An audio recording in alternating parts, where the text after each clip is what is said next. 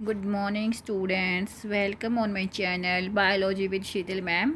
हम करेंगे आज 12th क्लास के थर्ड चैप्टर में ह्यूमन रिप्रोडक्शन में आगे वाला जो मेंस्ट्रुअल साइकिल आएगा हम उसके बारे में पढ़ेंगे। हमने कहाँ तक कर लिया, गैमेटोजेनेसिस तक का हम कर चुके हैं। अब हम करेंगे मेंस्ट्रुअल साइकिल। अगर आपने वो वीडियोस नहीं देखी तो आप वीडियो जाके चेक कर सकते हो और देख सकते हो, फिर आप आगे पढ़ना।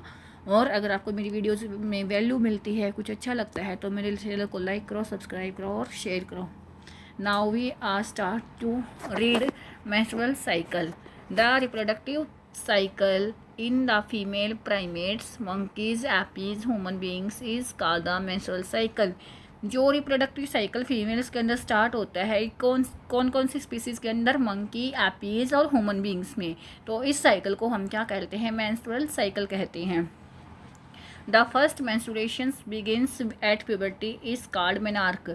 जब पहला मेंस्ट्रुअल साइकिल स्टार्ट होता है प्यूबर्टी के टाइम पे, उसको हम क्या कहेंगे, मेनार्क कहेंगे। और प्यूबर्टी कौन सी एज होती है, 12 टू 14, 12 टू 17, 18 तक हो जाता है। 12 टू 14 ही बोलते हैं कि प्यूबर्टी वहाँ तक होती है और वहाँ पे गर्ल्स में स्टार्ट हो जाती हैं, मेंस्ट्रुएशन स्टार्ट हो जाते हैं। और जो पहली जो स्टार्ट होता है उसको हम क्या कहते हैं, मेनार्क कहते हैं।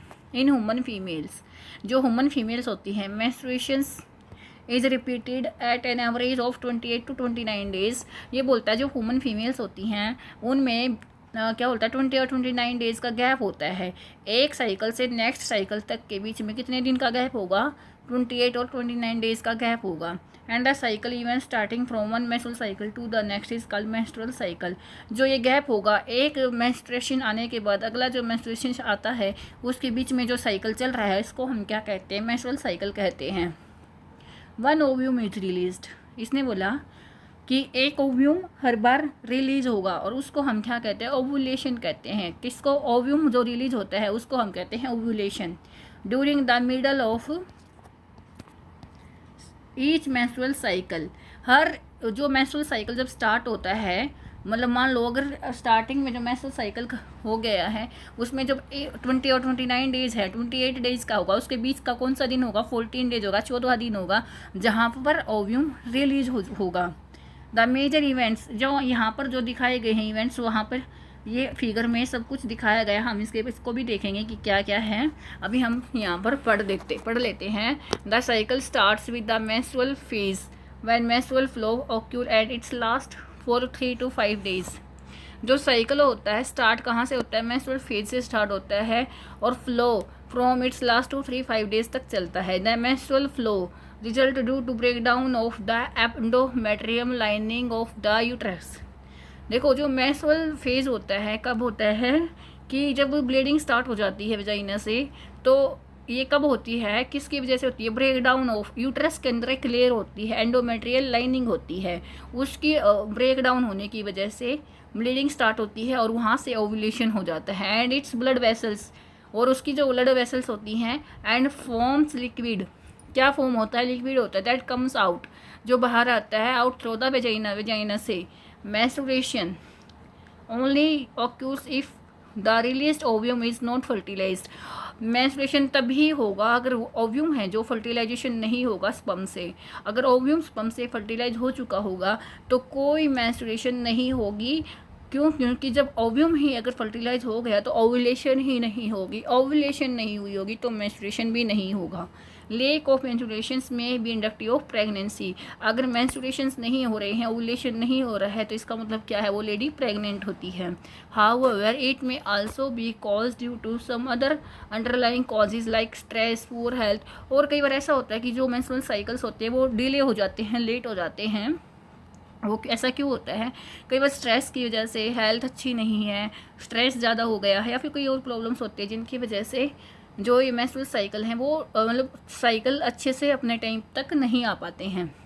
The menstrual phase is followed by the follicular phase, जो मेंस्ट्रुअल फेज होता है फॉलोड बाय फॉलिकुलर फेज की से ये चलता रहता है। During this phase the primary follicle and the ovary to become a fully mature graphene follicle and stimulate the endometrium of the uterus regenerate through प्रोलीफेरेशन ये बोलता है कि जो इस फेज में क्या होता है, जो प्राइमरी फॉलिक्यूल होता है इन द ओवरी के अंदर grow to become a fully mature graafian follicle, किसमें मैच्योर हो जाता है, प्राइमरी फॉलिक्यूल ग्राफिन फॉलिक्यूल में बदल जाता है। And simultaneously the endometrium the uterus region, और जो एंडोमेट्रियम ब्रेक डाउन हो गई थी मेंस्ट्रुएशन के टाइम पर, अब वो दोबारा से रीजनरेट हो गई हैं, किसके थ्रू, प्रोलीफेरेशन के थ्रू।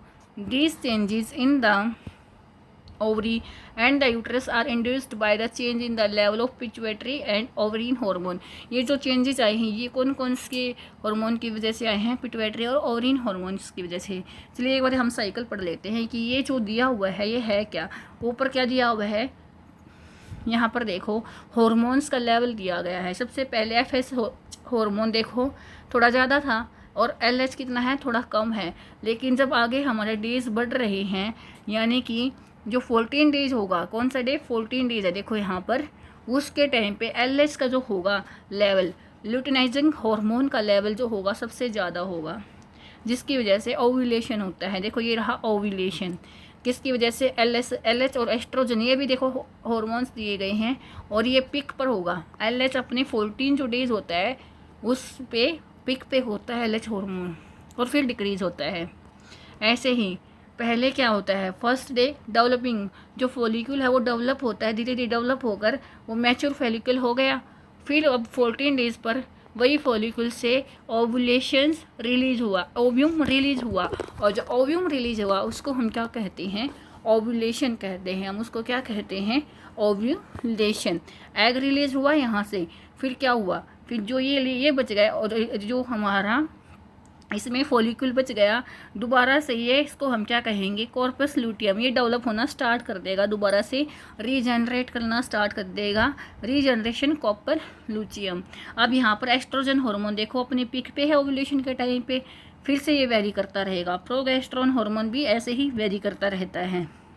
अब यहाँ पर देखो ये लिखा हुआ है यूट्रस इवेंट्स, जब मेंसेस स्टार्ट होते हैं, यहाँ पर मेंस्ट्रुएशन, और जब यहाँ पर होकर 3-4 दिन तक चलता है मेंसेस, 3-4 दिन तक चलेंगे मेंस्ट्रुएशन, और फिर यहाँ पर ब्लीडिंग बंद हो जाती है और फिर अंदर डेवलपमेंट होती है, ओव्यूलेशन होता है। फिर नेक्स्ट 28 और 29 डेज़ के बाद फिर से मेंसेस स्टार्ट हो जाती है, मेंस्ट्रुअल साइकिल स्टार्ट हो जाता है। और ये कितने दिन का गैप होता है बीच में इनके, इसके बीच में और इसके बीच में कितने दिन का गैप होगा, 28 और 29 डेज़ का। इसलिए इसको जो कहते हैं, जो पहला मेंस्ट्रुअल साइकिल स्टार्ट होता है हम उसको क्या कहते हैं, मेनार्क कहते हैं। चलिए अब हम इसमें आ जाते हैं, the secretion of the gonadotropin LH and FS increase gradually during the follicular phase.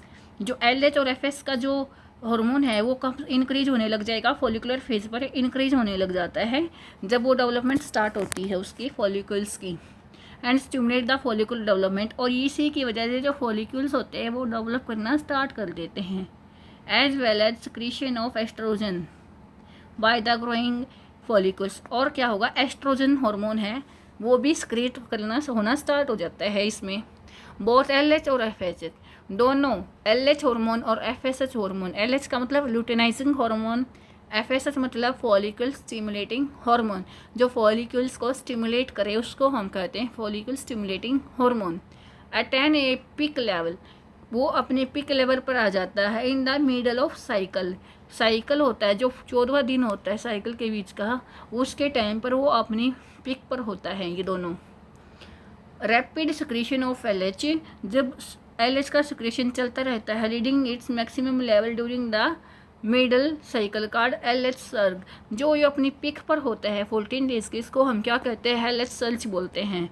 Induce rupture of graphene follicle, जिसकी वजह से ग्राफिन फॉलिक्यूल रप्चर हो जाता है, टूट जाता है। And thereby the release of ovum, जिसकी वजह से ओव्यूलेशन होता है। किसकी वजह से होता है ओव्यूलेशन, LH की वजह से, क्योंकि जो उसका 14 डेज में वो अपनी पिक पर था।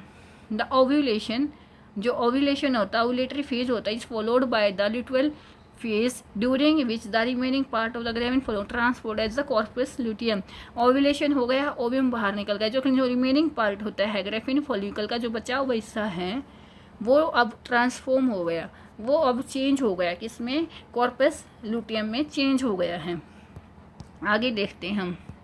Corpus luteum secretes large amount of the प्रोगेस्टेरोन।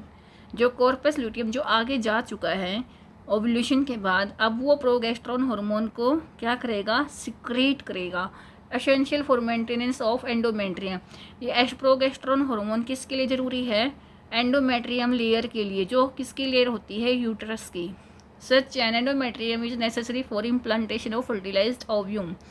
अब क्या होता है, जो FSH होता है, नहीं सॉरी, जो प्रोगेस्टेरोन होता है ये एंडोमेट्रियम को करेगा। एंडोमेट्रियम किसके लिए ज़रूरी है, ये उस चीज़ के लिए कि जो फर्टिलाइजेशन हो जाता है, कई बार ओव्यूम में फर्टिलाइज हो गया तो एंडोमेट्रियम पर जाकर जो फर्टिलाइज जाइगोट होता है वो वहाँ पर जाकर इम्प्लांट हो जाता है यूट्रस में, और आगे डेवलपमेंट यूट्रस में होती है, जिसके लिए एंडोमेट्रियम की ज़रूरत बहुत ज़्यादा है वहाँ पर। किसके लिए, इम्प्लांटेशन के लिए। इम्प्लांटेशन किसकी होती है, जाइगोट की। Okay, now and other events of pregnancy. और जो प्रेगनेंसी की ज़्यादातर डेवलपमेंट होगी वो कहाँ होगी, एंडोमेट्रियम में, यूट्रस के अंदर होगी। ड्यूरिंग प्रेगनेंसी, प्रेगनेंसी के दौरान all events of the menstrual cycle stop. Pregnancy के दौरान सारे के सारे मेंस्ट्रुअल साइकिल बंद हो जाते हैं। देयर इज़ नो मेंस्ट्रुएशन, जिसकी वजह से कोई मेंस्ट्रुएशन नहीं होती। In the absence of fertilisation, अगर फर्टिलाइजेशन नहीं होती है, जो corpus luteum degenerate. Corpus luteum क्या होता है, डीजेनरेट हो जाता है। This cause disintegration of the endometrium leading to menstruation. अब वो क्या कहता है कि जो ये एंडोमेट्रियम जो लेयर है वो भी ब्रेक डाउन होगी and making a new cycle. Break down होकर निकलेगी, फिर दोबारा से नया साइकिल स्टार्ट हो जाता है। In human beings menstrual cycles ceases about 50 years of age. Females में ना 50 ईयर तक ही मेंस्ट्रुअल साइकिल होता है, उसके बाद बंद हो जाती हैं मेंस्ट्रुएशंस। उसको हम क्या कहते हैं, मेनोपॉज बोलते हैं। पोज मतलब बंद हो जाना। किसका बंद होना, जो साइकिल चल रहा है, मेंस्ट्रुएशन जो चल रही है वे अब बंद हो गई हैं, इसको हम क्या कहते हैं, menopause. Cycle मेंस्ट्रुएशंस is an indicator of normal reproductive phase and extend between menarche and menopause. जो ये साइक्लिक मेंस्ट्रुएशन चलती है, इसका मतलब ये क्या दिखाता है कि जो आपकी रिप्रोडक्टिव फेज है, रिप्रोडक्टिव हेल्थ है, वो नॉर्मल है। और जो बिटवीन, किसके बिटवीन में, मेनार्क और मेनोपॉज के बिटवीन में आपकी जो रिप्रोडक्टिव फेज है उसमें कोई प्रॉब्लम नहीं है, रिप्रोडक्टिव हेल्थ है अच्छी है। इसी वजह से जो हार्मोन्स होते हैं वे अपनी लेवल्स को अटेन करके, मेंटेन करके ओव्यूलेशंस करते हैं और हमारा मेंस्ट्रुएशंस चलता है। इसके लिए अगर आपको समझ में आया तो आप मेरे चैनल को लाइक करना, सब्सक्राइब करना और शेयर करना। Thank you and have a nice day.